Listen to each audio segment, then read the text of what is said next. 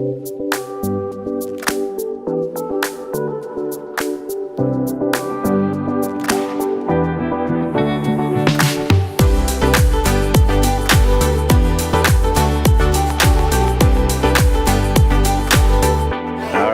afternoon, everyone. This is the VR session for those of you who are just coming in. My name is Dario Raciti. I'm the US Director of Zero Code, which is a team inside of OMD that specializes in creating branded content as an interactive, where the brand or the user plays the main character, whether that is a game or a virtual reality experience or an esports competition and so on. Today, specifically, we're going to be talking about virtual reality. Just by a show of hands, how many of you have done virtual reality or worked on it? All right, that's a good number. That's a good number.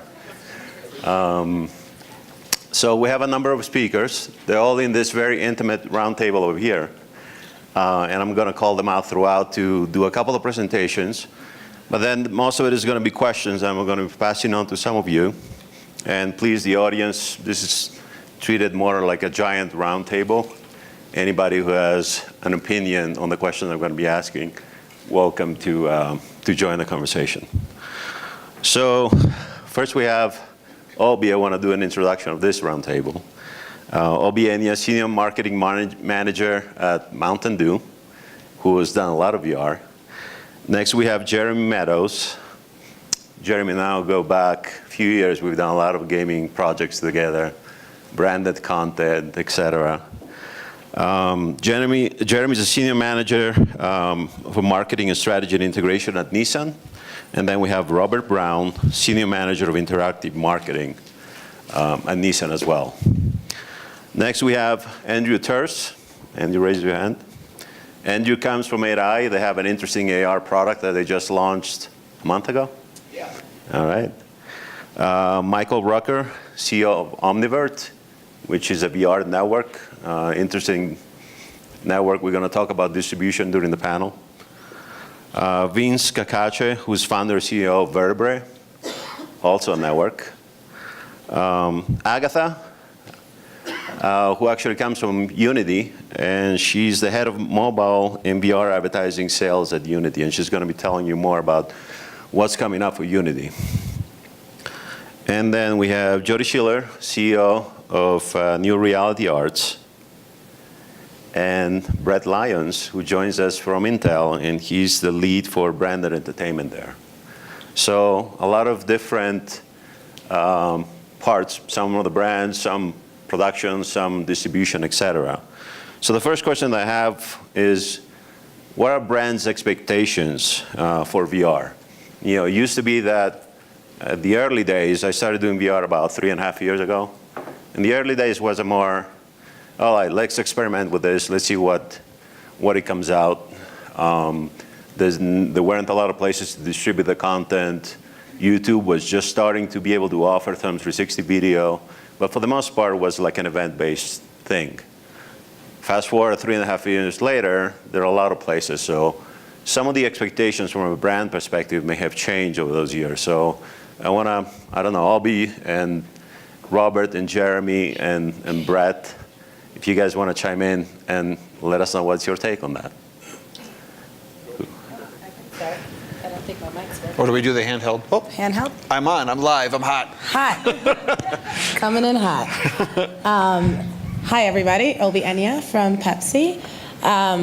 You know, I think VR has really opened up a great new way for brands to be experienced with their consumers. But I think for us, what we think about is, you know, what is the point of being there and what is your purpose? And what it comes down to for us as a brand, marketing beverages, is it really is about that emotional connection and consumer sentiment. Is it positive? Is it favorable? Is it negative? And for us, being able to establish that in a positive way, it needs to have some sort of shareable community aspect to it. For us as a brand, you know, we pride ourselves on being very inclusive, not exclusive, so it's all about your collective experience, whether it's with your homies, your best friends, whoever it is. So I'd really love to see in this space how we can make these experiences a little bit more sociable. How can we get more people doing it together rather than this sort of singular perspective that we are seeing right now? I echo all what Obi just said, but for Nissan, and we've dabbled, as Dario has said, we've dabbled in a lot of different interesting, engaging content over the years, whether it be doing the first Nissan 360 or doing some gaming integration on a variety of platforms. But for us, most recently with VR and 360 VR, we have some technologies, and I'll talk a little more about this in our case study presentation, but we have some technologies that are not easy to understand or communicate. And they can't really be demonstrated very easily in a normal dealer test drive because they're safety technologies where they really don't work until you're in an unsafe situation. So what is a engaging and interesting and safe way we could communicate those technologies and help customers understand what the benefits are? So for us, most recently, that is a great benefit of doing virtual reality because it can be experienced in a safe environment. Yeah, I'll echo that as well. And just the idea of next generation product stories. You know, there's the typical way we've done it with typical media and creative, and then there's new ways to explore all aspects of that, whether it's a safe environment or not. It's a way that expands your narrative platform and enables you to get deep on any manner of different aspects. And also there's the attention, right? There's the breakthrough aspect and the attention aspect in a world of, you know, a lot of competition for your time. That's a dedicated experience that if you execute effectively can be a really powerful personal experience. And from the Intel side, I think it's really dependent upon which business unit through the VR ecosystem that we're really trying to talk about. So there are parts of our business are really focused on the VR content creation and working with the development ecosystem to make sure that they're working on our platforms and we're pushing the boundaries of what's available to the big data and transforming what the sports experience is that we've done through 3D or true VR. So I think, you know, we're having multiple conversations with multiple audiences, and we're trying to figure out how do we bring those together, still a transformative experience, but then, you know, we still get knocked on, but who's really seeing it, right? Especially in an HMD, you know, PC-driven VR, or even in a 360. Cool. Any other brands out here that want to give their own take on the expectations for VR? Here we go. Tell us who you are first. Sure. Rebecca Duke, I'm here from Mars. I have two questions. So one is around how do we make it as low cost as possible, because ROI is important. So that's been a barrier for investment from us. And I think the second thing is we start thinking about augmented reality as more everyday, and things like putting it on pack and things like that. How do we make it more accessible? And then how do we make it simple for the consumer? Because there's a barrier if you want to download an app or something like that that prevents us from really capitalizing on that. Mm-hmm. So I think your question was more related to AR versus VR, correct? So how do you make it more attainable? So the bad news is cost is only going to go up. And the reason for that is cost really depends not just on the technology, but it also depends on how many platforms you're developing a piece of content for. So nowadays we're facing more and more devices coming into the market. We have a new Google device coming up at the end of the year. There's a Microsoft device coming up in a few months, and a few more. Samsung has a standalone device as well. Every port that you do for your content costs more money. So unfortunately, that's the bad news. On the AR side, I think the fact that Apple jumped in AR is going to make things a little bit easier, democratize and stabilize the platform a little more. But AR is to me, is a 7-year-old technology that, you know, is just now is starting to evolve to the point where it can become a storytelling medium. It has always been felt a little bit like a gimmick. You download it, you play around with it for a little bit, and then you move on. With the exception of Pokemon Go, which actually, hopefully no one from Nintendo is here, but had a very bad week this week. So I think AR is 5 years behind. There are definitely companies like 8i that are trying to accelerate that process, and actually what they're creating is, oh, and Jody, sorry Jody, But I think it's a little behind in terms of the level of engagement from a storyline perspective that AR can offer versus VR. But it's going to come. So that's the good news. We're just at the beginning. We're in the good old days of AR and VR, if you wish. Can I challenge something? Sure. Just for the sake of... Here. So I actually think costs are coming down. So I think if you were to rewind... Michael. If you were to rewind 3 years ago, the technology was entirely new, right? You had fragmented platforms. Nobody had actually produced this content before, and so you had folks with their own proprietary cameras charging you whatever they thought they wanted to charge you, and you didn't even know any better on what that would cost. And I think what you've seen is standardization of formats. I think, Unity, a bunch of folks at this table have kind of taken a leadership position in terms of what does an ad look like inside of an actual headset. So I can actually create it one time and it can scale instead of having to create for all these different platforms. I think specifically where the C-scale today around 360 video, you now have Google with their open source camera, Facebook with their open source camera. I mean, there's a whole cottage industry that's emerged, and so the actual production piece, in my opinion, has actually become a bit more of a commodity. And this might be controversial for folks that are producing content, but I figure controversy is fun. And so I think the next challenge really becomes, okay, I've created this awesome experience. How do I get distribution? How do I make it accessible?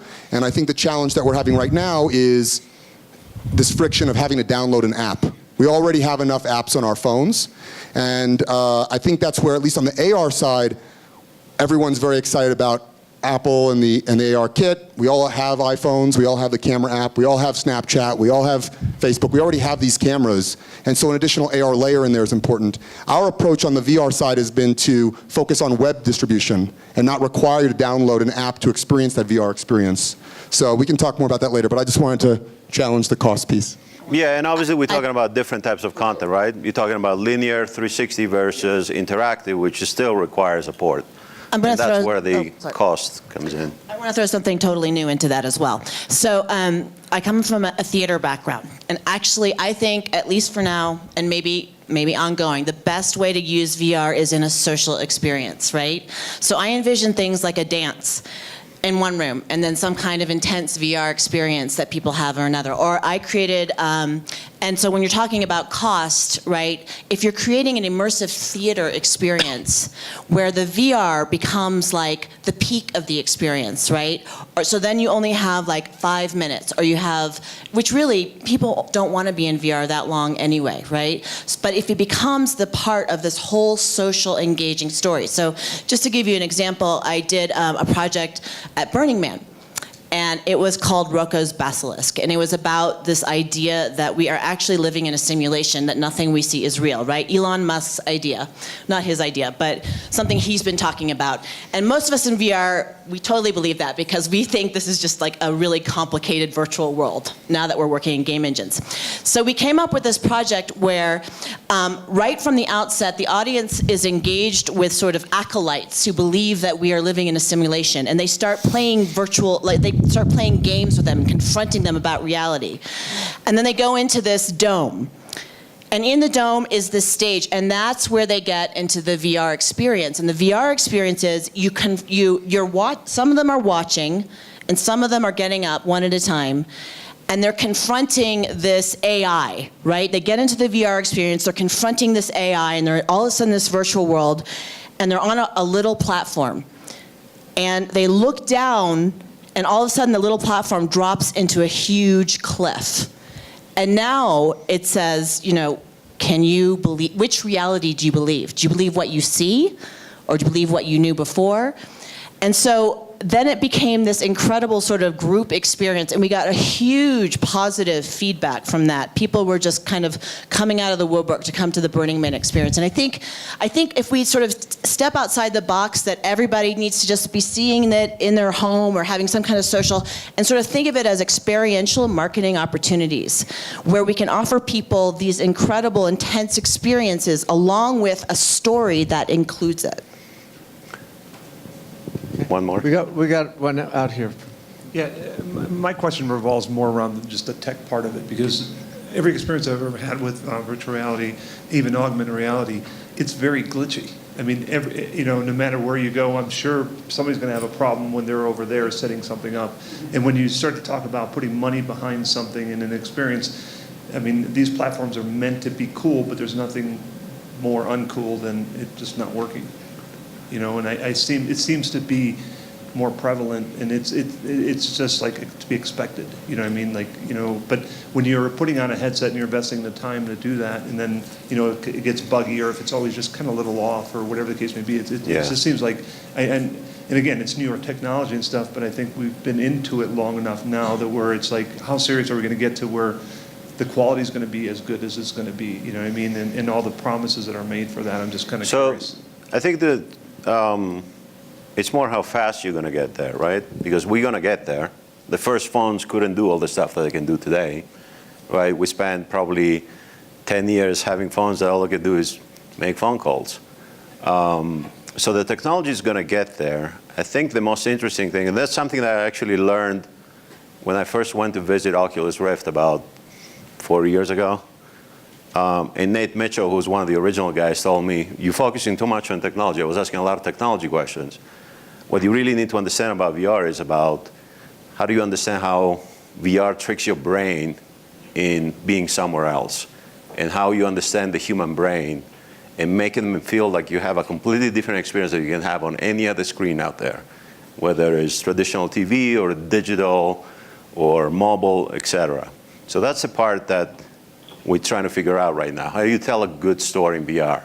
How do you remove the baggage of years and years producing content for all these other forms of advertising and content and entertainment and create something from scratch? So the glitches are going to go away. Remember the days when there were black and white boxes that take half the room in the living room? That's where we are. So I think that's going to go away. Certainly, there's plenty of experiences out there that don't have those glitches that you're talking about. There's a lot of crap out there, right? So there's a lot of crap out there. But as we were talking about, that each of these experiences have to be kind of augmented to whichever platform you're going to be on, and that's where you'll take the glitches out, right? Because it's is this a Vive? Is this an Oculus? What is that experience? And there are differences in the actual programming and execution of it that people are learning on and moving in a faster curve. So just with any other content, you have people who know what they're doing and people who are catching up. So I think there's a lot of some of the top guys out there are learning, and you're not going to have as many glitches. They're taking away the things that make you nauseous and the motion sickness out of the experience. So I think those learnings are coming at a fairly rapid pace. One more? Yeah, my question's sort of on the back of that. This is Nick Cartan from the World Surf League, and kind of in response to Jody's portrait that VR is most effective when experienced as part of a community. And I understand that because you're wearing the headset, and it's kind of the richest experience that you can have. My question is about scale. So it's an awfully expensive proposition to go in and spend $1 million+ to create an amazing VR piece, and then only have it available to people who have the goggles or are at Burning Man. And how do we make that experience live outside of that optimal platform? So if we are starting to distribute in doing things through YouTube or Facebook or any other platform, knowing that we're putting all this money behind VR, but 5% of it will be consumed in an optimal scenario. What's the industry's sort of response or advice? So if you can hold that thought, because we have at least one of those case studies that took that approach to deliver outside of that VR headset that only, as you said, 5% of the audience has. So we're going to have answers for you on that one. The next question, Brett brought up crap in VR, and certainly 90% probably of the content out there is not very good. But in terms of like branded VR content, can it compete with the best VR content? There's amazing VR content out there, whether it's games or linear There's anybody from Ridley Scott to Steven Spielberg who's trying to figure out a way to create content that is not a movie, it's not a game, but somewhere in between, where you have some level of agency as a user. Can brands deliver that level of content? And unfortunately, I have to say, with the exception of a few good examples where brand really took the time to understand VR, there is a lot of crap from a brand side. I see people just putting a 360 camera in the middle of something and shooting, and then putting it up, and that's not the best use of VR. So, anybody, Obi, you want to take that? You want to start that? Ladies first. I do think that we can get there. I think, the huge thing that's on my mind and probably everyone else's mind is the distribution. And having to invest in more than one piece of VR content a year, you have to think about where you're carving those dollars out from. Where are they coming from? Could they be better served somewhere else? So I think we can get to a point, but I think there's just a lot of realities that we need to see to start to deliver quickly in this space to warrant more consistent rollout of content, more consistent development of content, because we're going up against studios that this is their core competency, and they're doing it more consistently and more, frequently.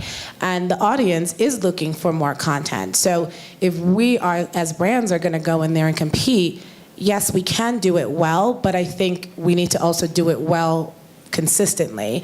And I think that's where we will probably see a little bit more struggle. Anyone else want to? Andrew? Yes, do you want to? Just an idea. So Unity is basically a development platform where most AR and VR is developed today. So we have a lot of insights and information. One of the things that keeps striking me about VR in particular is that most experiences should be maybe a couple of minutes at the very most.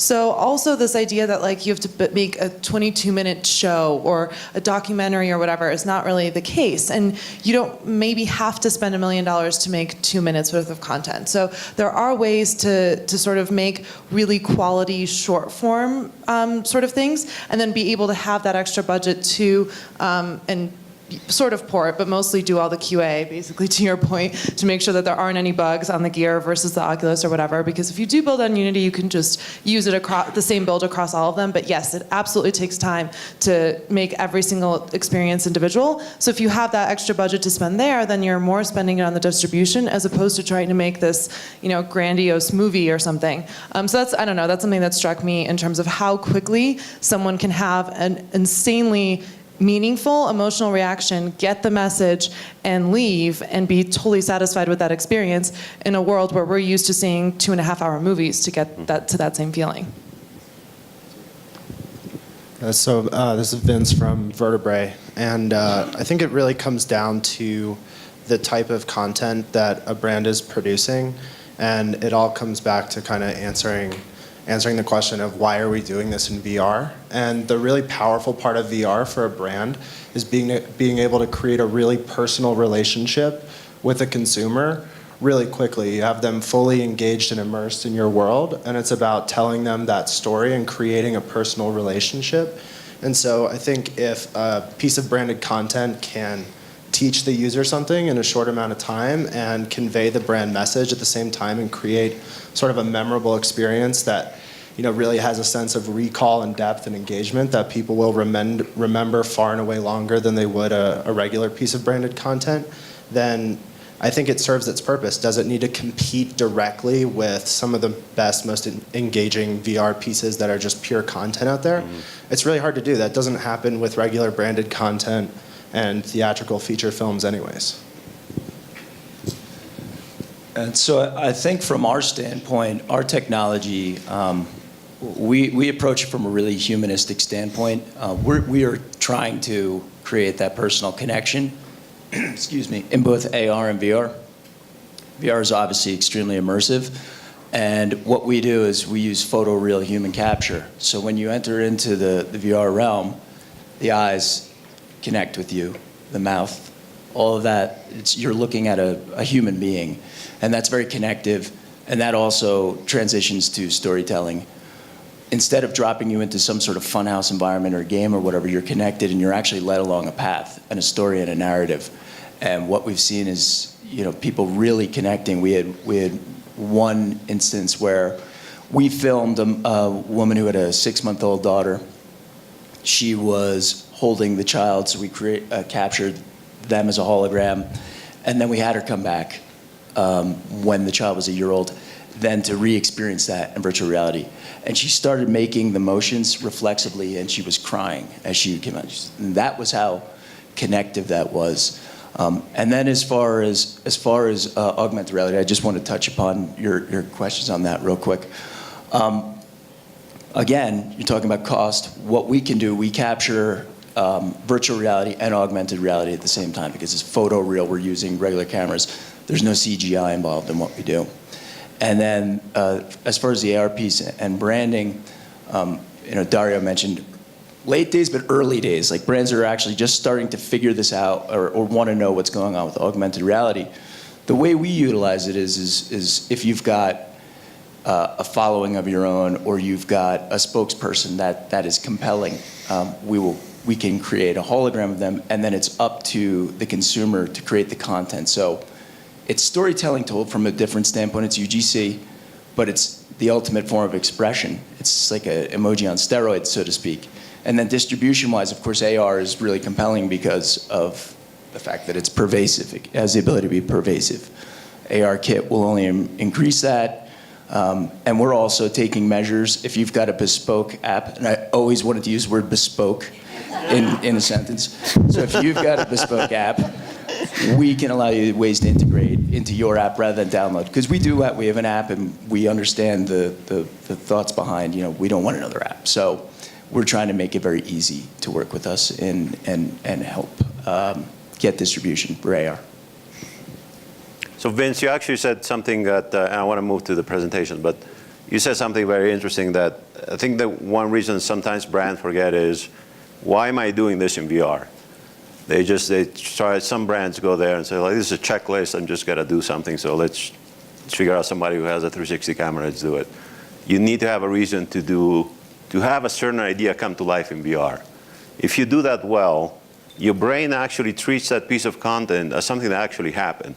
And that's where I'm going back to what I learned from the Oculus guys, that virtual reality has the ability to treat what you're seeing, if done well, as something that actually happened in real life. So it stays in your head for much longer time than any video you could ever see on YouTube or a giant screen TV or a movie theater. So with that, I'm going to have Obi. Up next anyway. I think the one thing that I want to add to that is it's important to know that it's not, I don't think it's a competition, right? Because studios are going to create amazing shit. So I think you have to focus on what you're trying to, put out there, what the story is behind it, what the benefit is, how are you amplifying that audience experience, and are you rewarding them in any way? And once you can sort of hone in on that, then you can think about how does this manifest into a really dope piece of content from my brand. I think it's less about going up against, your entertainment studios to say, how can I make mine better than theirs? Because that's what they do, So. Cool. And with that, Obi, you can just. All right. Okay, so I guess I'll get up here. Thank you. So all this talk about VR, obviously, I'm selling soda. So some of you are probably like, soda in VR? I don't get it. But I'll tell you, we're not setting up soda cans up in virtual reality to watch the can pour. That's not what we're doing. So for us, we're not a utility product. We are not a super tangible asset. It's soda. So we had to really think about the purpose, as a lot of you have mentioned here today.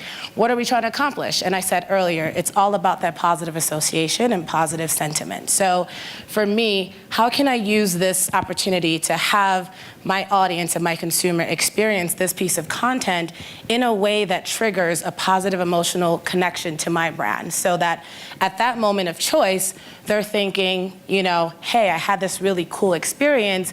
I'm more apt to choose this brand over another because of my emotional connection to the brand.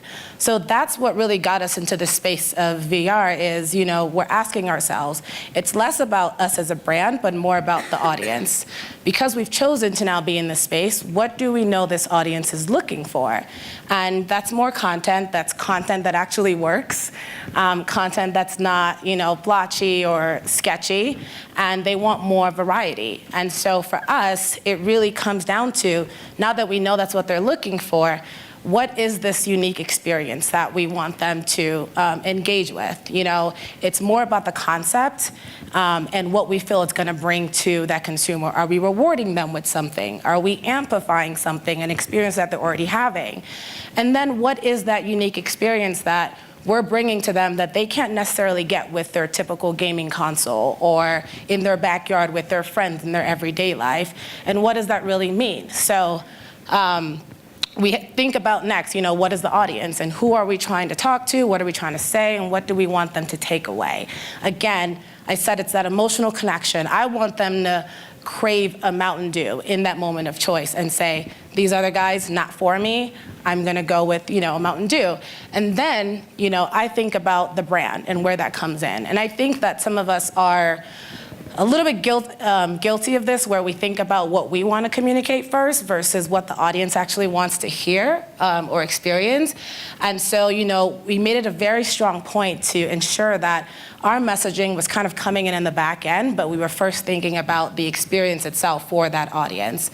And then after all of that, obviously comes your shareability and distribution, which we're probably going to get into more later. But that is a big piece of it for us as far as when we think about this space and what we want to do.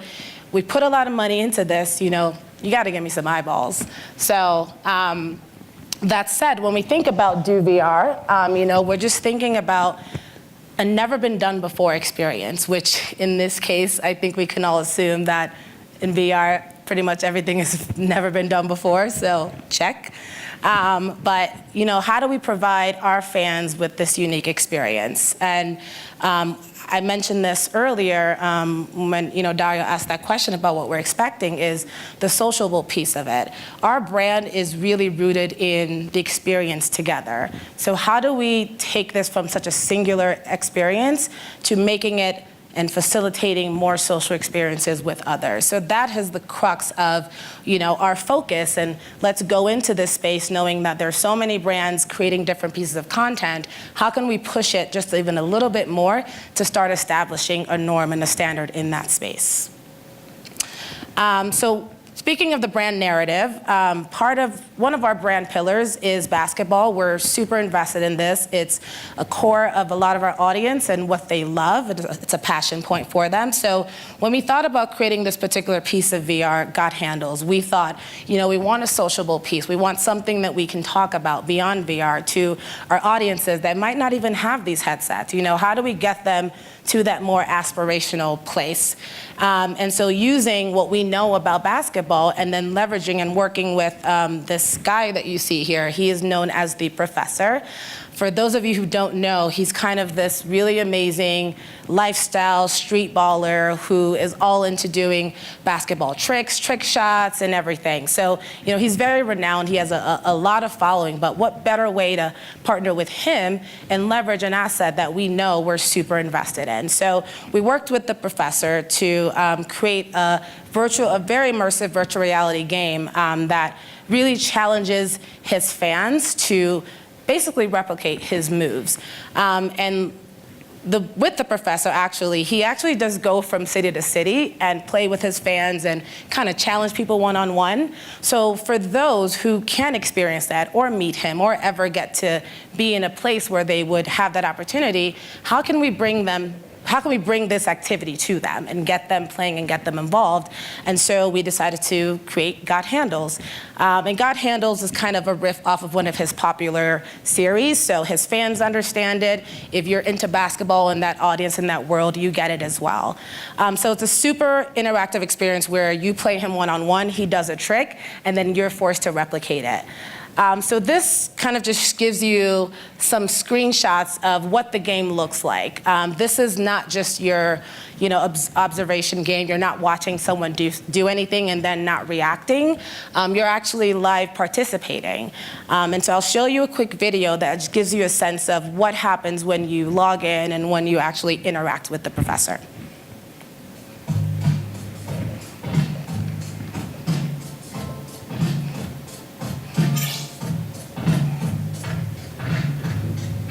Nice of you to show up.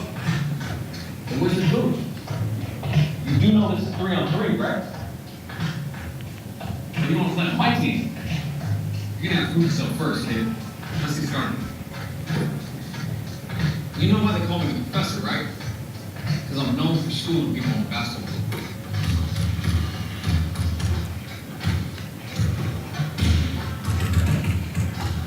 I know. May seem a little bit difficult at first. But give it a try. What? You think it's impossible? This is virtual reality, kid. Everything is possible. Time for you to meet my friend.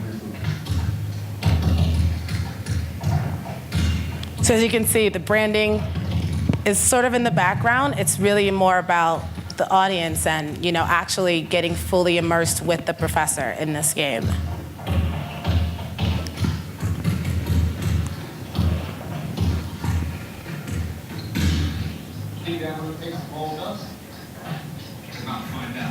So that was sort of the intro, and now you get into the actual gameplay.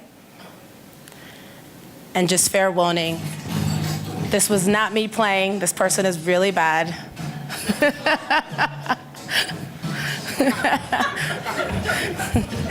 it a second.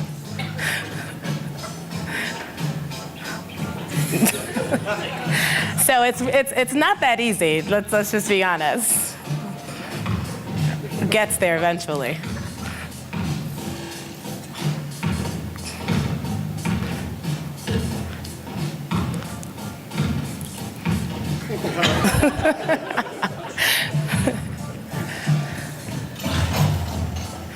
I will say it takes a couple of tries for you to really figure out the handsets and everything. So you kind of get the gist here. I mean, the game was really set up to, essentially allow you to play through a series of rounds, almost like you'd be playing any game, like whether it's 2K. And so, the sociability piece of this for us was you can play this and then you can hand it off to your friend or your brother who can then also play to see if they can beat your time or who gets to the highest level, the fastest. So it's just a little bit, a little way for us to try and say, how do we take this to not just be your experience, but how do you bring the people that are around you that you're hanging out with? So results. This is, kind of a big thing for us. I think I'm guilty as well. The first thing I think of is, well, what are some benchmarks? What have some other brands done? What do these numbers mean?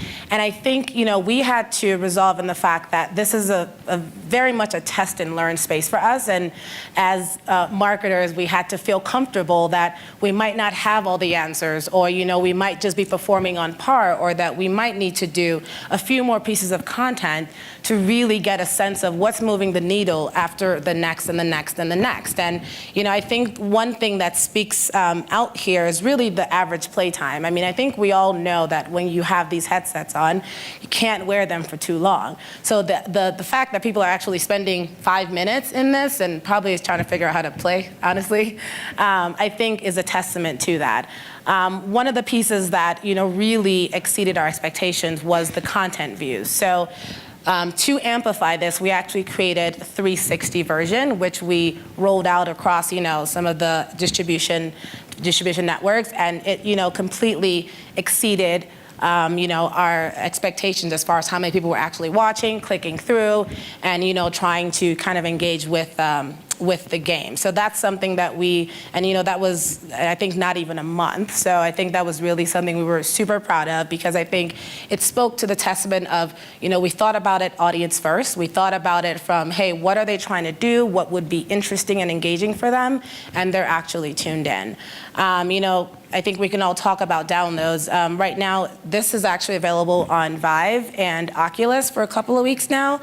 We're still waiting to get it on Daydream, but I think, we'll get into this a little bit more. When you think of distribution, we're thinking of developing content that's not just living on Oculus. It's so easy to go to Oculus because then you think I have Facebook behind me, right? And I can just run with that. So it's been really important for us to think about how do we carry this content and like kind of have it live across multiple devices to really push, not only my ROI, but yeah, that's it. Thank you. Next, we have Jeremy and Robert.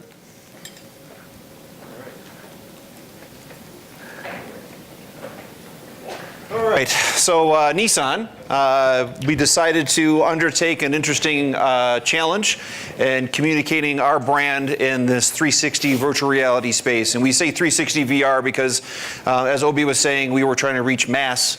Nissan is a mass brand, and we're trying to reach the masses. So we actually distributed this content on multiple platforms, one of them being 360. So we have a new vehicle that came out last October to the marketplace. It is the 2017 Nissan Rogue, and it's known for its amazing technologies. In particular, the intelligent safety shield technologies that it was getting with that particular launch. And in essence, these technologies keep you safe in a 360-degree kind of view. But the trick is, it's not easy to explain, and I kind of alluded that to some of my comments earlier. So that was a challenge for us, is to talk about this amazing suite of technologies called safety shield technologies, but do it in a compelling, easy way to understand it and understand the benefits. The other big challenge for us was, humans can only see within a certain range. Roughly about 120 degrees is the normal vision of being able to see. So while driving, you may miss stuff. Well, guess what? Life happens in 360.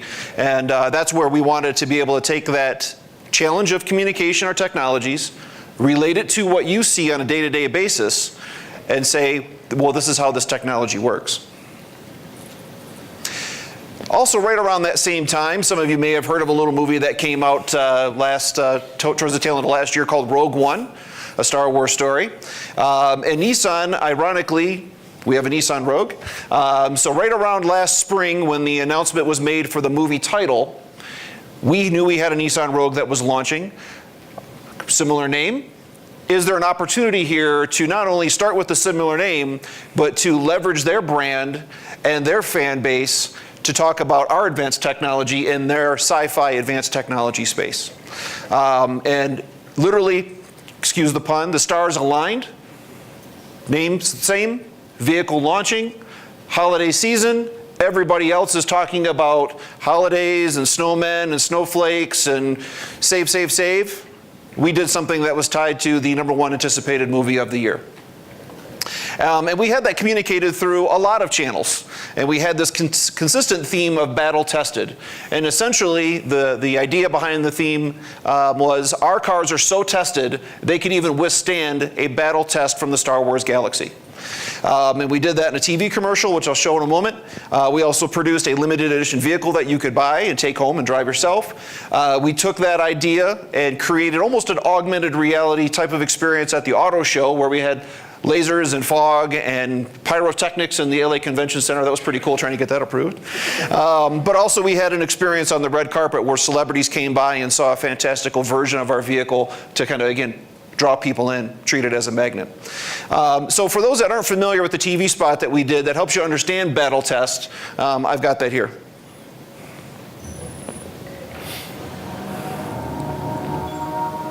Simulation initiated.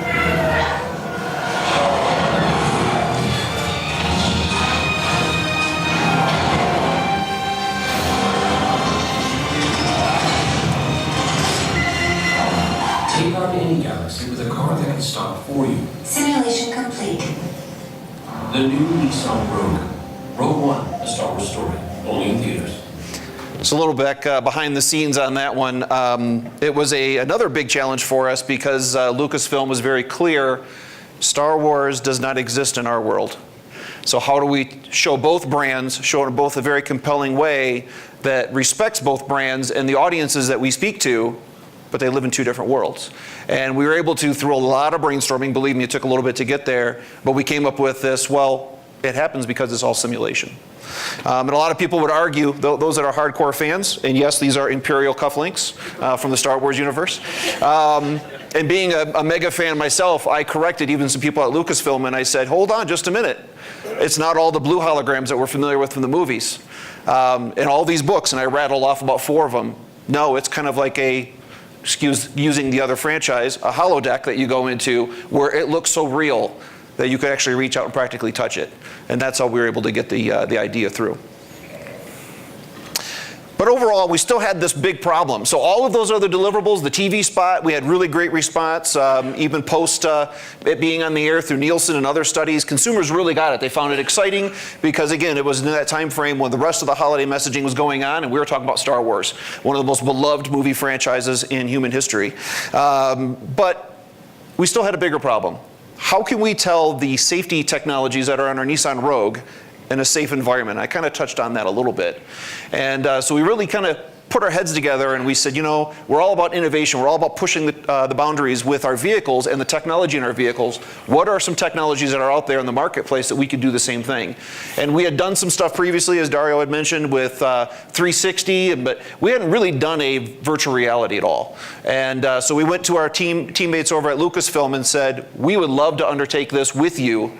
And ironically, around the same time, you may have heard of her, Kathleen Kennedy, the head of Lucasfilm. She was starting to get on board with virtual reality. And so literally, again, the stars aligned, lucked out for us, and said, well, let's work on this together to bring something that's interesting and compelling forward to consumers, to tell a strong story of understanding the benefits of the technology that you are going to be sitting in someday, hopefully, with you when you buy your own Rogue, but do it through the world of Star Wars.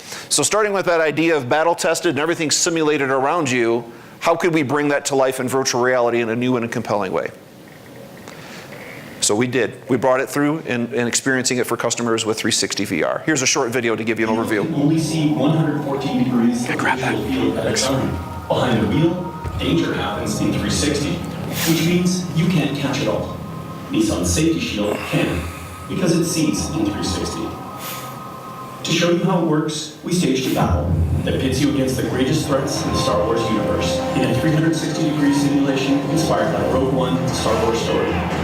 Safety shield ready. It throws danger at you from all sides, in full 360, demonstrating that no matter how distracted you might be, this technology can see and alert you to dangers you might miss. Left. Blind spot warning activated. Right. Blind spot warning activated. Filming in 360 let us catch you by surprise from every angle. But to realistically show you how threats sneak up, we couldn't just film in studio. We had to shoot live action on location. From asking around, I could not find anybody that had done a full 360 practical shoot with visual effects integrated, for good reason, because it's an incredibly difficult process. People might shoot in several cameras or on a blue screen and then merge that with some synthetic background. But I think to get the action and the intimacy you needed, things were right in your face, it required to be out there and shooting in that environment. The reactions were startling. We showed you how easily you can be distracted and how Nissan Safety Shield has you covered.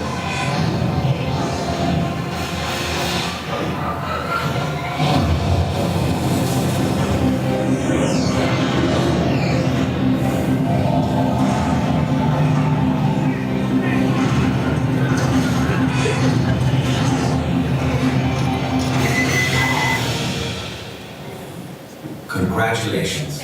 Simulation complete. Yeah, so it was a pretty challenging production to undertake.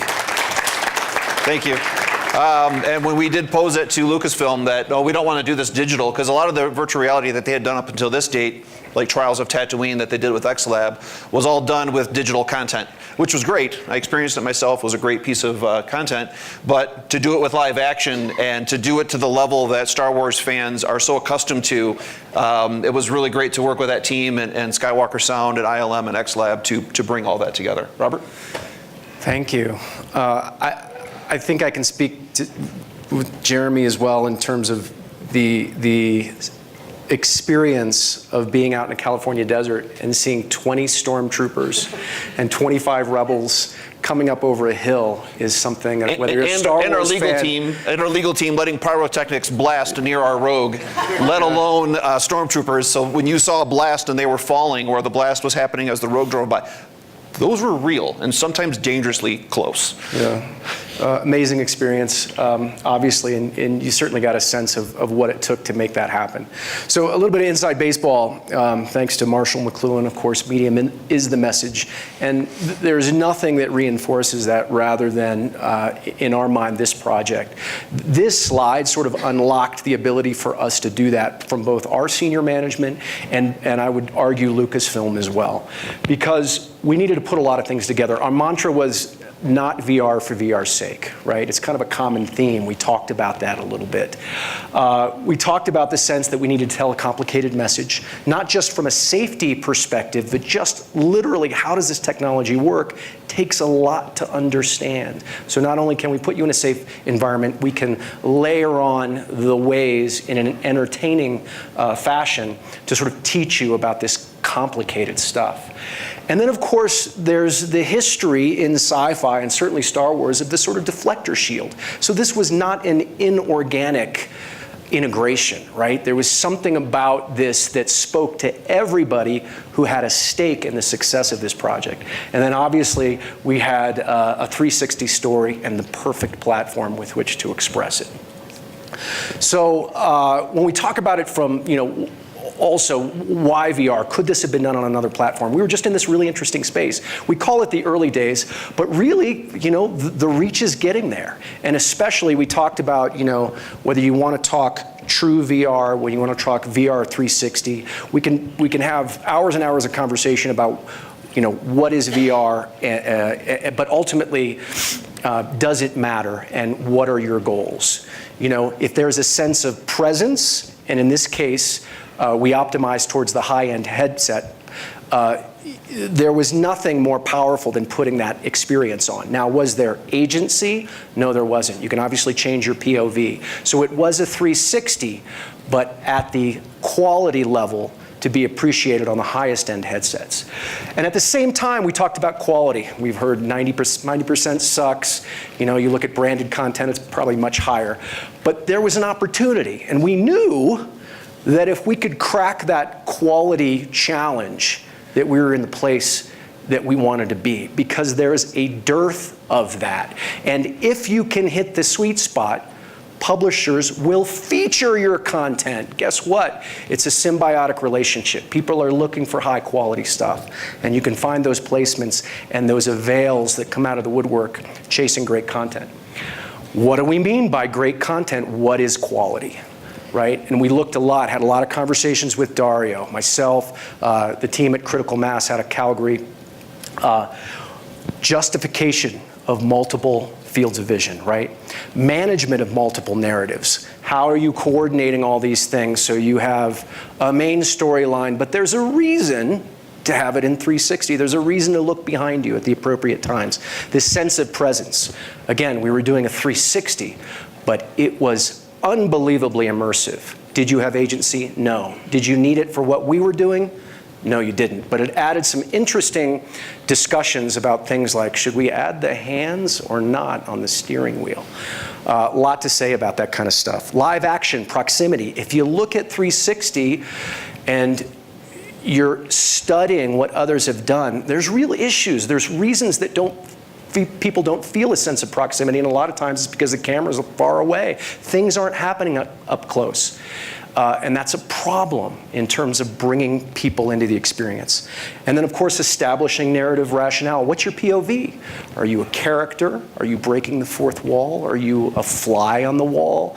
Where are you and why? And how is the action reacting to you in that environment, right? These are all the things that we became a student of to understand how we could provide a quality experience that also did what we needed to do.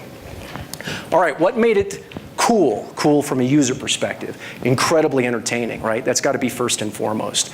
If it's just about us, nobody's going to watch it. Unique mix of live action and CG. He wasn't kidding. You can't find something like that out there. It's just too hard and arguably too expensive. Now, the auto industry plays with a lot of money. So what's expensive for some brands is relative based on what we spend on commercial television, et cetera.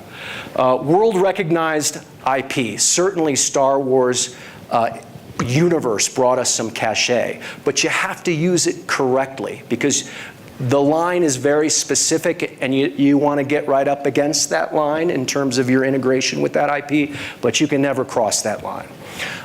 True to Star Wars universe behaviors goes along what I talked about. World-class craftsmanship. From a quality standpoint, there was nothing, while that was in market, that was better from a holy cow experience and sense of presence with what was going on in a mixed environment. And then again, the sense of proximity. You just don't get that in your average experience, let alone a brand experience. Now, what did it make, what was it that made it work for us as the brand, right? Product integration. So not just were we, around the set somewhere, we were central to the narrative. The vehicle was the place literally and figuratively of safety during that classic 3-act structure that you went through in order to sort of get to the other side, and that congratulations by K2SO. Real safety tech performance. So obviously we were using the Star Wars IP as proxies for these types of real world threats, but they were absolutely treated as if they were real, the safety tech would actually recognize it. So we weren't breaking boundaries in terms of what was possible for the tech if indeed we were in a real world environment. And then reasonable expectations, right? What is it you're trying to achieve? For us, we had an issue with rogue awareness. We also had an issue trying to communicate these complicated safety features, and that's what we went for. And I'll talk to you about the measurement strategy in terms of how we achieved that and if we were successful. And then of course, appreciable reach, right? Big theme in here, and rightly so. If you're going to invest in these kind of experiences, you want to be able to amortize those investments. All right, so what's interesting too is sort of where it fits in the pantheon of branded content. You can go way back to soap operas, and sometimes you go further in terms of print publications and what brands have done to sort of establish audience and meld their brand with content that they produce. And then you get after 2000s and you get pretty interesting things. And that's not to say that traditional sponsorships don't make sense based on whatever it is that your goal is. But for us, we were looking to push the envelope in terms of branded content, again, product as central to theme, if indeed that makes sense for you.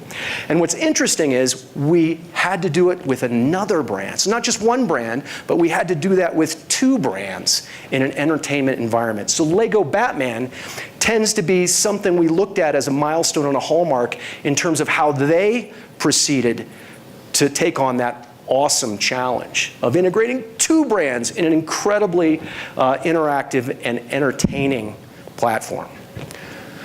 All right, so goal. So impact at reach, right? Not just impact, but impact at reach. We had 125,000 app views, and that includes all the high-end headsets and mobile. So we made sure that we optimize for native apps in those places that actually that was the formula for consuming that content. And to give some context, this was for 1 month. April 1st to the end of the month. We'd hoped to have it out launched a little bit sooner, but as we all know, when working through QA and going through bug issues, April 1 was the date we finally were able to launch to the general public. So these numbers you're seeing are for 30 days. Imagine what we could have done, Robert, if we had 3 or 4 months. Indeed. But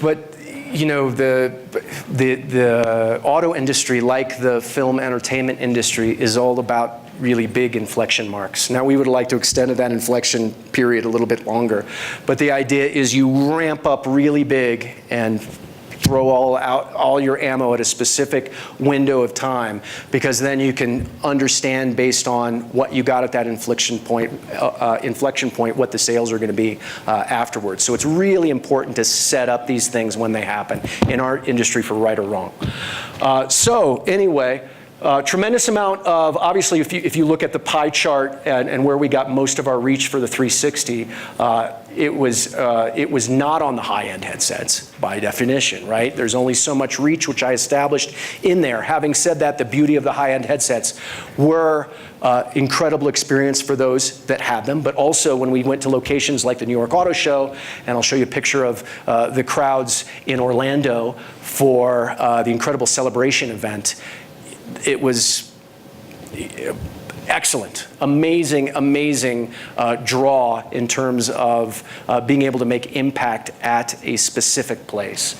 So I'll get a little deeper into some of these. In terms of what we were trying to do, likability was a big deal when you talk about impact, because it speaks to part of that, right? People need to really like it. It needs, certainly Star Wars IP brought some people initially into, hey, what this is, but did they like it when they did it?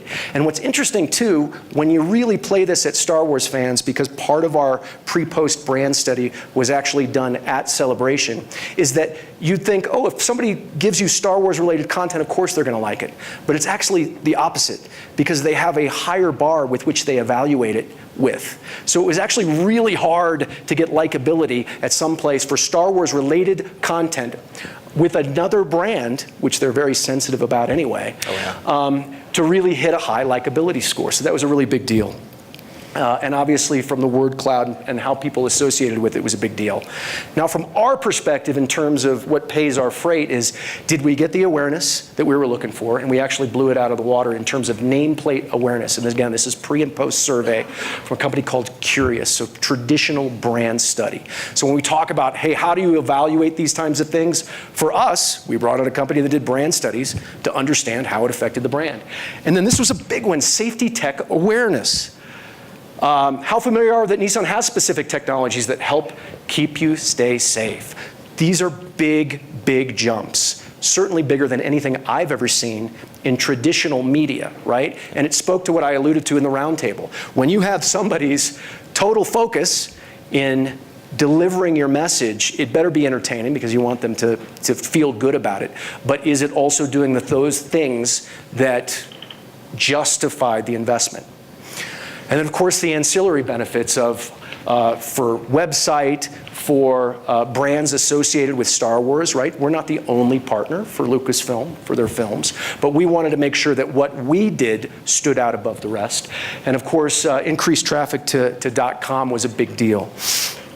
Now, to speak to the quality of the execution, Lucasfilm made sure that for the digital download, marketing efforts at Celebration, that the Nissan co-branded experience was actually their anchor place in those marketing efforts at this really important event. So if you're wondering how our partners felt about it, or they would never in a million years, if they felt any trepidation about putting this forward, put this at the center of their very own digital download effort after theatrical release. So amazing thing, amazing feedback we got as a result of it. We had 6 headsets there, so back where you see the 2 tall posters of the Stormtrooper and K2SO with our cars on it, we had 6 Oculus Rift headsets there, so Oculus actually came down and helped us out with that. We on average did 2,000 views per day, and these are people experience. It took about 5 to 6 minutes between putting on the headset, doing the experience, taking it off. We got a large number of people through, and they were people that were coming through and going, I don't care how long the line is, I want to wait. We were one of the few booths out of the entire, think of it as Comic-Con for Star Wars fans, but one of the only booths that actually had something to do versus just wait in line to get a signature. So that's what made our booth exceptionally appealing, because people had heard about VR but never had done it, even though they were mega Star Wars fans. So it was really a great opportunity for us to be there in such a big way. The line, they kept maxing out. People were going into the hallway, I don't know, what was it, an hour and 10 minutes? So it was a big deal, highly sought after experience at what essentially was the 40th celebration of the entire franchise. So big event from Lucasfilm and the Star Wars universe perspective. And here is my gratuitous hardware slide. So if there's any question whether branded content can live in terms of quality experience versus other entertainment properties. I think we believe that. I think the people that experienced it from a consumer standpoint, and I think a few judges at Cannes agree that you can bring branded content if you have it right, you execute flawlessly, and you have the right expectations about what you're trying to do in order to put entertainment value first in the execution. So we're very proud of this. This came down the pike a couple of weeks ago for Mobile 360, and that was the highest in category. They don't always do a gold and a silver. Cannes, while it used to be the playground of all agencies, now are more and more, if you take a look at who's winning, a lot of tech companies, a lot of non-product specific things, because they're pushing the craft, pushing the technology. It's getting harder and harder for traditional product executions to actually win things in these highly creative technical categories. So super proud of this. It's a testament to the team, and couldn't be happier that this put this as an exclamation mark along with all the actual business results we got. And then at the end of the day, what about those actual sales? Now, again, we have a challenge like everybody else about tying specific execution to specific units moved. That's just the challenge. There's no getting around that for this type of experience. Having said that, we've got some fantastic sales numbers that are growing. This was obviously not everything we did or have done for the Nissan Rogue, which is our most popular vehicle in the most competitive and popular category in the U.S. in terms of small Right now, SUVs. outside of full-size trucks, so you got to think about the big three, Chevy, Ford, and Dodge. The Rogue right now is the #1 selling vehicle in the country. So to say that and to have this level of growth year over year is pretty amazing. We like to think our efforts that we did in partnership with the team over at Lucasfilm had a little bit of hand in this. We had in December our biggest sales month ever in our company's history for a single vehicle, over 40,000 units.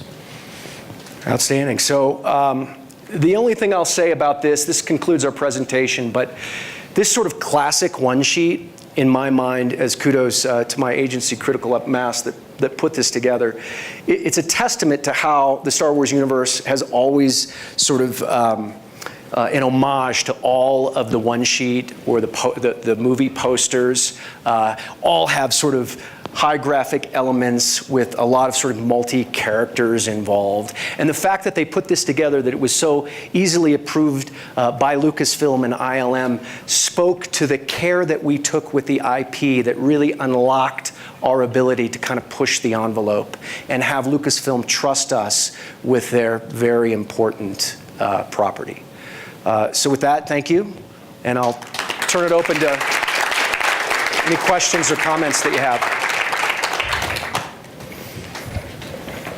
So if anybody has any questions for either Obi or Jeremy and Robert here, we have a few minutes left for questions. Any of those case studies or their experiences, learnings? I have a question. Just on the metrics, I think on both sides, you guys both had metric slides. You want to grab the microphone? So on the metrics, because you guys both had metric slides, obviously you brought up sort of VR 360. In both scenarios, there's sort of this 100x viewership of 360 relative to the in-headset experience. So let's say 99% of the experience is actually taking place within 360 video. How do you guys think, as sort of marketers investing in sort of this content, balance the fully immersive elements? I mean, I feel like there was tremendous value that you guys got out of having that sort of event presence and the PR and the full experience there. But the metrics that you guys were showing in terms of brand up, is that coming out of interviewing people that had the fully immersive experience or people that just experienced a 360 video on Facebook? I'm curious to get a sense of how you evaluated success across all those different distribution channels. Same thing for you, Obi. Go ahead, Robert, if you want to. I can tell you that some of those numbers, believe it or not, YouTube cannot tell you somebody's viewing in VR or not. So even though we had a huge amount of inventory on YouTube, there were a lot of people that probably saw this in cardboards. There's probably like 50 million cardboards out there. But YouTube still doesn't report the number of views in headset versus not. And so some of the properties that we use could do that. A small percent of them can do, but a lot of them cannot. So I would say that the VR number that is reported here is kind of deceiving. There's probably a lot more that viewed it in VR, albeit not on the high-end Vive headset or Oculus Rift. Yeah, the other way that we think about relative sentiment as it relates to the lower-end experience is we actually take a look at the ratios of negative versus positive. I would say that the social media platforms are not necessarily incredibly magnanimous to advertisers. When you look at the sentiment, and God forbid you're open enough to allow comments, et cetera, on the work that you put out. But for us, and I probably should have had it because I have slides and some deeper decks that show that. So if you're lucky to get a one-to-one positive and negative, if you take a look at the relative sentiment on any specific platform, if you're running some sort of advertising that traditionally not everyone's been open to. Ours was 13-to-1 positive. So it was absolutely a hit. And it spoke to the way that we took it on as an entertainment platform first and foremost, and a breakthrough opportunity. And I think in the way that we integrated our story in a organic way. And real quick sorry, just to answer your other half of the question that you had about awareness increases. Those were done at the auto shows and the celebration event. That was really the best way we could do some of those face-to-face discussions. But all the other stuff like Robert was talking about with positive negative ratios and all that, we did from the social space, and then views through apps and what. So we tried to look at it not like, well, here, and automotive is probably one of the worst, but I'm sure other brands do this, where they go, well, this is the one KPI that rules them all. Well, what we tried doing, and it was a lot of work to prep our executives to be ready, is like, well, no, yes, we're going to look at total views, yes, for sure, but we're going to try to look at these multiple KPIs to get to that common ROI. It was a trick. It was because it's not something we've ever done before, and always for us, it's impressions through the TV spots or through the social campaign, and just like everybody else has said, a lot of those can be bought, whether they're Super Bowl downloads or whatever the case might be. So it was tricky to get them to agree that it's going to be more than just one KPI. Yeah, I echo that sentiment. I don't think there's one particular KPI that we have identified to say this is the golden key. And unlike my Nissan folks here, we didn't actually have a brand study associated with this. We just were actually looking for, a consumer response from a social perspective to say, do people even respond to being in this space, and do they respond to the content that we're trying to put in the space? What I didn't mention earlier was we actually launched the game at South by, where we had the professor actually come out, and the response with the people, and I mean South by is not an easy place to stand out, but with the crowds and the overflow and the number of people that were again waiting to experience this, interact with the devices and even the professor themselves, I think we knew that we had something that was actually entertaining and intriguing.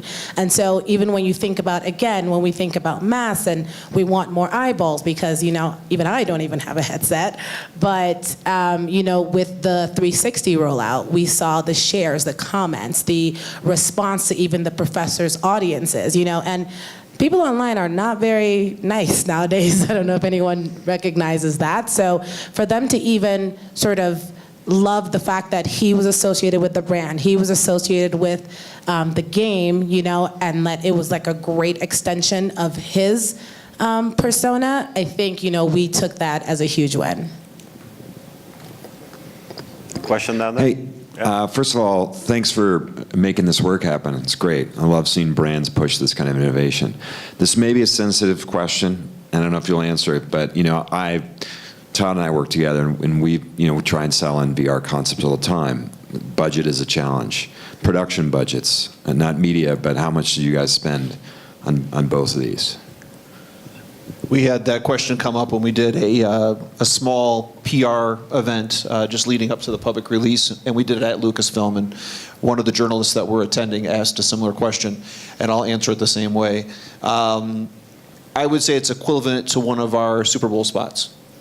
And yes, to some other folks in the room, they've commented that you can do things a little bit more cost effective. When you're dealing with a property like Star Wars and you're dealing with Lucasfilm, Skywalker Sound, ILM, XLab, and the high fidelity that we wanted, and not only we wanted, but fans were expecting, it was worth the investment. That's good. We work on VW, so we know the whole Star Wars Lucasfilm bit. But yeah. Yeah. From that, we get it. Yeah, exactly. So with all of that, you kind of had to take that risk of saying, okay, we know we're making a fairly decent sized investment. We hope people respond, but in order for them to respond, it has to be more than just glitz and glamour from the CG standpoint. It needs to be compelling in terms of the story that we're telling and the way that we're telling it, and it has to be engaging and just grabs you, and you don't want to stop, and you want to do it again. And there were people that we saw at New York and in Celebration and other shows where we had this, where I've done VR before, and they were skeptical going into it. They left going, holy cow, I've never seen anything like this before. Great job. Thanks. Now, one thing I would add on the cost is there are a lot of people out there, and we have clients that actually go to somebody else, a different agency, and they sell them, a production company that can do it for $50,000 versus $200,000. There's a reason why things cost less. You get the quality that you pay for. And with VR specifically, that's why 90% is not very good, is that people use it as a checklist. They go with whoever has a 360 camera and they go and do a shoot, and then they go back to the agent and say, hey, this didn't come out that well. Can we do anything to it? Unfortunately, with VR, there's not much you can do with it once it's done. So you got to be very careful who you pick. And obviously, there's a budget that you need to be paying attention to. But the way we work as an agency with our clients, you say, all right, what's the idea? And based on that idea, we say, all right, these 2-3 developers can do this particular job, this particular idea come to life in VR within the budget that you have. Now, obviously, there's limitations, right? You're not going to be able to do it super cheap. But again, I would caution to just go out there and go with whoever claims to have experience in VR. You really got to check their work, do your homework, understand what works, what doesn't, before you make that pick. Exactly. And we also, too, we thought through what platforms we want to have this on. Obviously, we wanted to have it at the highest fidelity, first and foremost. That's where we started. So we picked Rift. They were great partners to work with. But then we said, okay, Cardboard is the next one. And then 360. You don't even have to have a headset on. You could just grab your device and move around. So we wanted to make sure we had representation across all three. So we had to do development all three at the same time. It wasn't a slow rollout. So that did factor into cost as well. So you don't, instead of having one team do it and do multiple releases over a few week period, it was one release all at the same time across all three kind of tiers, so to speak, of the experience. So that can also, too, add to the cost and the complexity of what you're going to do. One more person down there. Yeah, just a quick question. Obviously, it looks, the way you guys defined it up on those few earlier slides, obviously steered the project, and made it successful.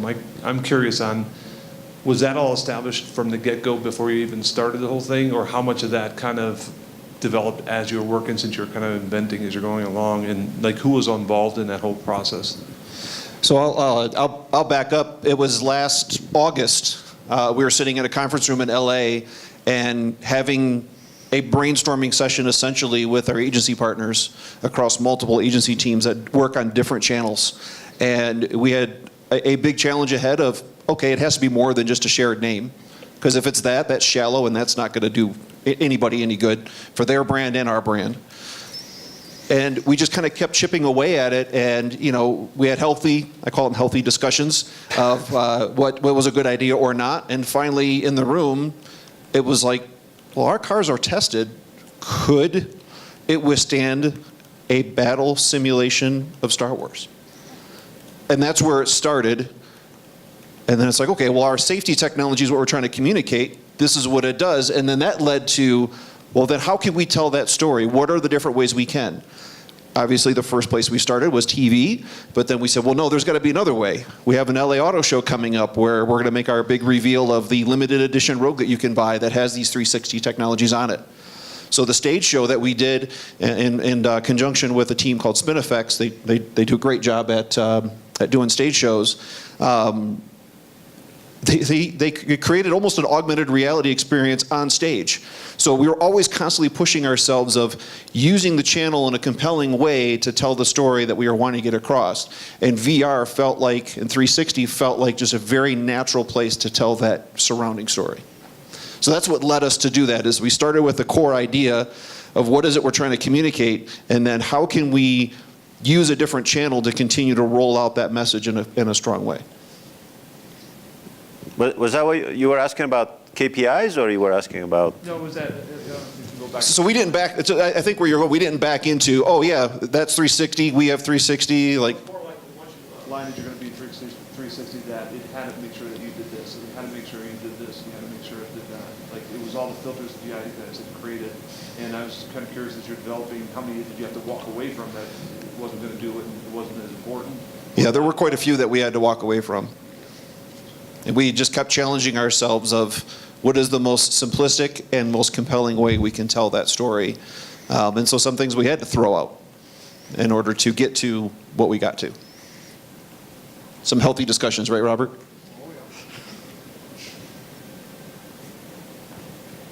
Vince, I interrupted you. You had.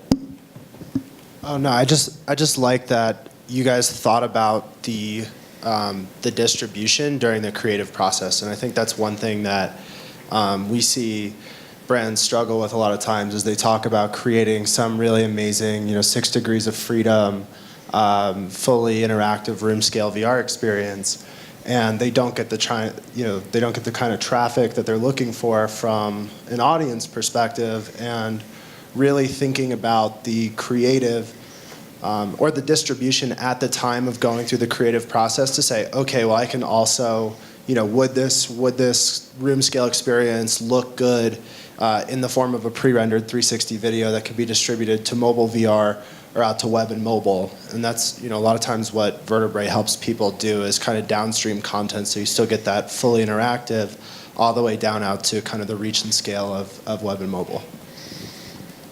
So actually, that's a good segue to the next part of the conversation, which is now I have great VR content, like the Star Wars, like the Mountain Dew one. What do I do with it? How do I distribute it? And as you just said, for a lot of brands, they're still living back in the old days of like, all right, I'm going to make this VR piece, I'm going to show it at Comic-Con or maybe a LA Auto Show or maybe a CES, and then it's over. But in reality, and I think Nissan proves it with the results, there are a lot good distribution channels. I mean, Omnivert, we didn't even know about you guys and Vertebrae when we started the process with Nissan, but there are more and more places where you can actually distribute this content and make it a successful campaign that can compete with any other out there. So I'll pass it on to you guys to talk about distribution a little bit. I don't know, Michael, you want to go first, or Vince? All right. Or Agatha? Well, I mean, I think, when you talk about distribution and some of the numbers that they showed here, like 754,000 views of the Mountain Dew campaign, and then forget what you guys were, I wrote it down, 125,000 of the app view, of which you said there was 2,000 people per day that were coming through this at a trade show, right? And so then obviously it expands much further than that through the distribution that's available through the different hardware platforms out there today that you guys are putting this on, whether that's Vive and Oculus, I think in this case. And so one of the things that I thought was important to talk about is that when we're talking about measuring a VR campaign, and I look at it not in terms of like scaling down from a digital campaign and saying this is a fraction of an audience, but saying this is an extension of an experiential campaign. Meaning that we're giving so much more reach to this campaign that otherwise would have been shown at an activation or an event, and kind of looking at it that way, because at the core, it is experiential marketing to the full degree, right? When all 754,000 people are seeing it and living and having that experience and remembering it.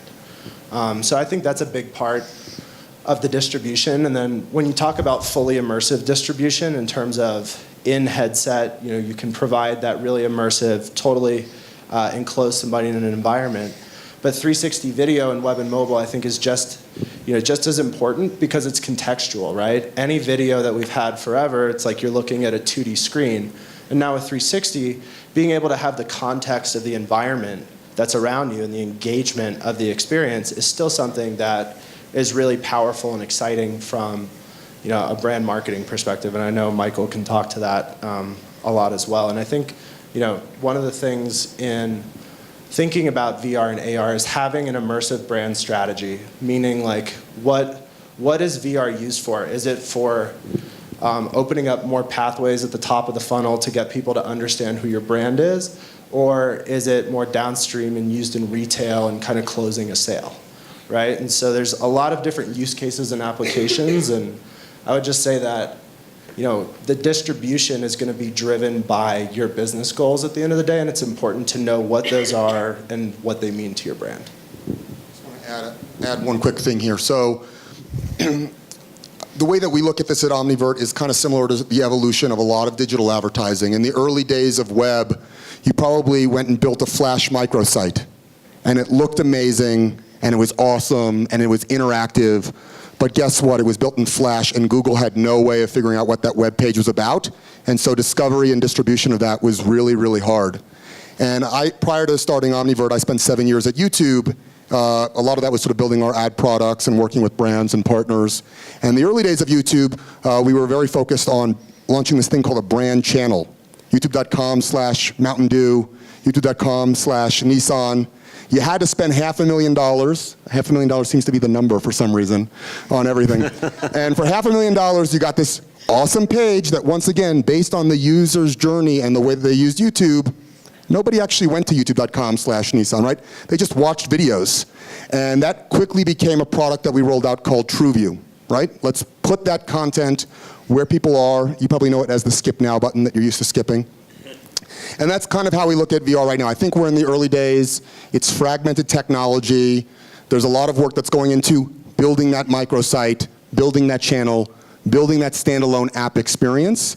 And what we're trying to basically do is work with our brand partners to say, hey, the same way that you transact display, video, social, can VR, and right now, to be honest with you, 360 as sort of a distribution approach, be the way that you're thinking about that. And so I know a lot of folks at this table are kind of trying to tackle that challenge. I know we have some time later. I'm happy to have one-on-one conversations about that as well. But that's how we kind of think about that, because if you're going to spend $500,000 or even more on that spot, you want to make sure that you're getting the eyeballs necessary to see it. So. I kind of want to just shift just a little bit because we talked about YouTube, so I feel like I can talk now about augmented reality because we spent a lot of time talking about VR, but I actually think this is going to be the year of AR. I think that with the launch of Arquette and also with the full weight of Apple behind augmented reality, that this is going to be the big year of augmented reality. Much as I love the VR stuff that is being shown here, I think augmented reality is sort of like, I call it the gateway drug to VR.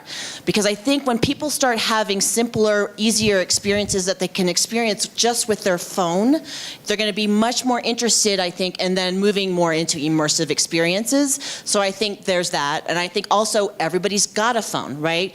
And we can put up an augmented reality experience anywhere, anytime, and people can be engaging with it. So I just wanted to throw that out there. I think this is actually going to be a big year for AR, and I think it will also help move VR along because the two work together. So. So yes, agreed on AR. Unity is also big in AR. So totally, but I'm going to take the step back and go back to the distribution question. So yeah, one of the things that we've been thinking a lot about is, so Unity is a platform. We have about 6 million developers that develop across 30 different platforms, every day, and a lot of them are indie devs or probably people.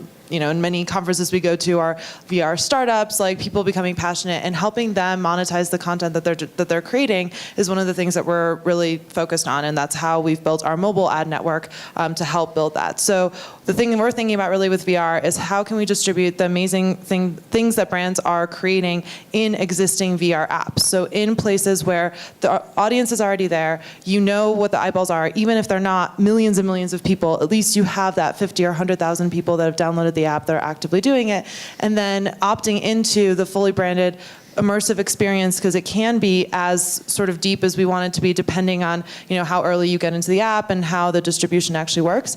So that's one of the ways we're trying to figure out how to tackle it is specifically to think about it more in the classic model. Like 360 makes so much sense, and the way that 360 works is you're in YouTube, you're in an existing content channel, and actually the people in YouTube are also making money, and they're also these indie kind of developer, or I guess influencers now in a lot of ways. So that's sort of where we hope VR goes to, so basically everyone's helping feed the ecosystem and build more amazing content out there, and then you have some of that, that distribution already built in, and you can think about those existing apps or that existing audience while you're making the content. Cool. Last piece, we have 15 minutes left. We're going to talk about future of AR, VR. I know we are like back in the early days, but let's say next 12, 24 months, what are you expecting out of the VR world, or for that matter, of the AR world? Is it more units? Is it better metrics? Some people are already calling for standards. So what is the expectation for these two? Who wants to take that first? I'll start. It's been doing this all day. I think a lot of us have kind of alluded to this throughout this whole conversation. I think it's content that actually looks good, but actually works well. So we actually took this experience that we did with the professor and took it to our Do X MBA 3X summer program that we have, and we have it on site. And some of the things we ran into were glitches with like the content and the software or like the devices. And there's not a lot of people who can be on site to troubleshoot, and it's not easy. So I think, how do we get to a place where some of the technology is a little bit more intuitive and turnkey and just super manageable and less glitchy? So I think that's really one place that I think we can see some improvement on. The next piece is the actual devices, right? A lot of them, and they're getting better. Some of them used to be clunkier, but I think it's how do you actually create these devices that are more kind of like personal friendly, right? So do we have more sleeker devices? Do we have devices that, fit and don't give you a headache and, cause any sort of motion sicknesses? So I think that is definitely a huge area for improvement. I think from an AR standpoint, one of the things that brands are looking for from my travels and meetings, not just an entertainment piece, but making people's lives better, enhancing. I think AR has the ability to enhance. You go into a store and the replacement of standees, they're there via AR, information, maps, things like that actually make an in-store experience better, that make your life better. And it's the great thing about AR is right now, if you start inserting characters or what have you, that's enhancing what's going on. I mean, it's not enhancing right now because I've got the mic, so it couldn't be more enhanced. But if otherwise, you're traveling, the ability to stream information while you're at the Grand Canyon, something that you want to see, or storefronts that, again, streamed to you, or geo-specific, there's a movie opening, and you've got it, you create scarcity. You have to be at that theater to get this certain thing. These are all things that are coming in AR, and I think there's really virtually unlimited capabilities and ways that they can be used to help a brand not only be entertaining, engaging, but also making just your life better. So, Brett, you want to give us your intel? Sorry. Go Can I ahead. say something about AR too? Because I think that is going to be the hugest transformation in our lives in the next 2 years, is that all our public places are going to be populated with virtual worlds. So what we saw with Pokemon Go, right, with people sort of congregating in weird places and accidents happening, and I think we're going to see, hopefully not bad stuff, but I think our whole world is going to change in the next 2 years with the advent of augmented reality coming into all our public and private places. I think that's something to really put on in our minds, that AR is going to change the way we move around in the world. Okay, I guess to bring this back to the VR thing, and I think where we see things in the next 12 to 24 months is more of a mixed or merged reality, right? So, and also, of course, getting rid of the wires going to your head. So, we have things like YGig that allows, still a PC VR experience driven that's non-tethered.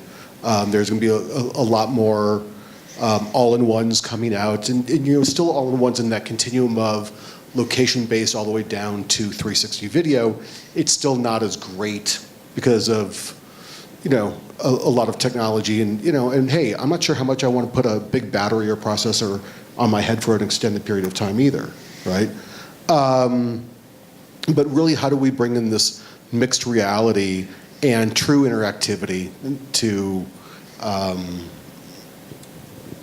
so you can really interact, and then of course social VR, right? How do we bring either your friend's avatar into the mix? I mean, I think there's a lot of interesting things that we're doing around VR medicine and surgical theater that's truly awesome, and allowing people to get brain tumors out of their, completely removed out of their head because the doctor can now come in and see it from all angles.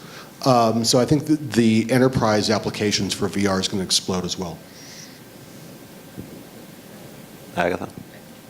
Yeah, adding on to that, actually, I think the enterprise applications are the most mind-blowing. So my favorite example is NASA, or a team in NASA is using VR, using Unity to build like the rovers that go on Mars, and then they 3D print the rover, which I actually think is like the most interesting kind of mix of like virtual reality going into the real world, because we could, in theory, in the very near future, craft something in 3D, in VR or AR, however we want to do it, and then choose whether we want that physical object as well for whatever purpose, because we need a lamp, or if we just want to look at the lamp and leave it in VR or AR forever. So I think it's also, like, to your point, MR, and my favorite is XR, which is apparently all three of them that no one uses except for one guy at our company.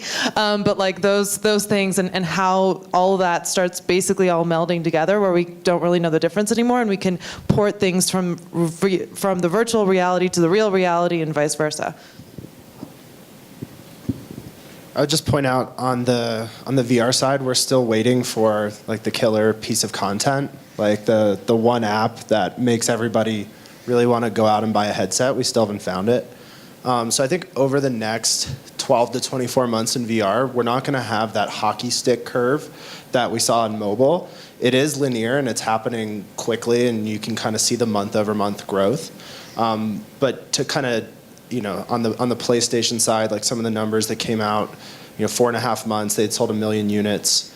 To give perspective on that, the original iPhone was like 3 million, 10 million, 100 million in terms of the first 3 years.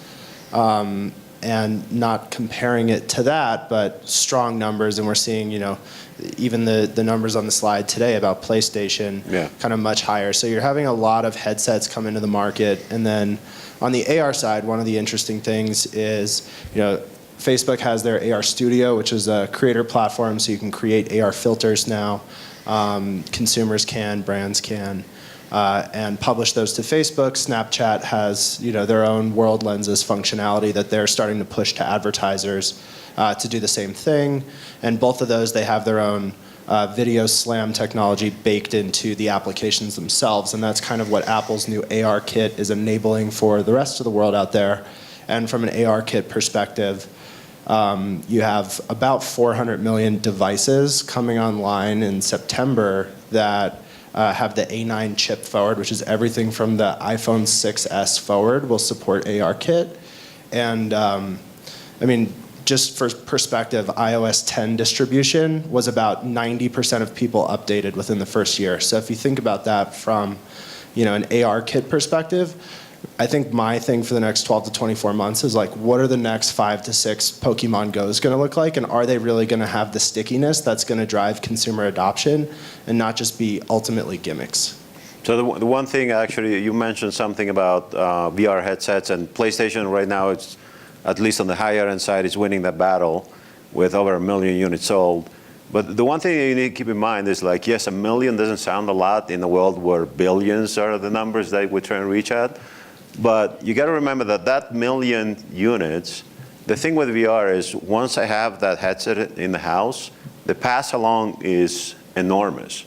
There's about 12 to 14 people pass along because I share it with everybody that I know, whether it's in the household, my neighbors, my friends.